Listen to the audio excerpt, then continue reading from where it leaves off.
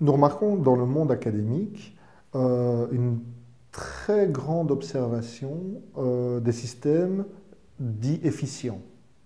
C'est-à-dire, on investit relativement peu pour relativement beaucoup de résultats, comme les pays nordiques, comme la Finlande par exemple, pour reprendre un des exemples les plus cités.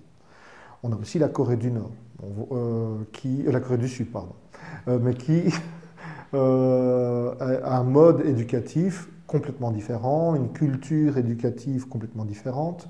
Et donc, pour revenir au territoire européen et occidental, nous voyons que la Finlande, et ne fût-ce que tout près de nous, la Belgique néerlandophone, les résultats PISA sont complètement différents. Maintenant, on pourrait se poser la question, ben, qu'est-ce qu'on fait avec ça? Il ne se passe rien, rien n'est mis en œuvre, finalement, on peut être un petit peu acerbe là-dessus. Sauf que nous constatons que depuis maintenant quelques mois, voire 1 ou 2 années maintenant, de manière réelle, il y a une volonté concrète, avec le pacte de l'excellence, en Fédération Wallonie-Bruxelles, d'améliorer la donne et de donner droit au chapitre à chaque intervenant du monde scolaire, avec des idées complètement novatrices et également calquées sur ce qui fonctionne comme en Finlande par exemple. Maintenant, le pacte de l'excellence, il n'est pas encore finalisé. Le temps qu'il soit finalisé, qu'il soit mis en application, espérons que les défis du futur seront toujours les mêmes que ceux que nous connaissons actuellement, parce que ce serait très dommage de créer un outil qui réponde à des défis passés. Faisons le pari, soyons optimistes. Par rapport aux 20 dernières années, nous remarquons qu'il y a une évolution dans les intentions, en tout cas politiques. Car il n'y a rien à faire. Ici, ce sont des choix politiques qui vont donner les cartes à jouer au monde éducatif. Le pacte de l'excellence est tout d'abord une volonté de mettre autour de la table de réflexion tous les acteurs du monde éducatif, de tous les niveaux, de tous les réseaux et de toutes les fonctions. De l'inspection à une enseignante maternelle, à un prof du réseau communal, avec un syndicat chrétien.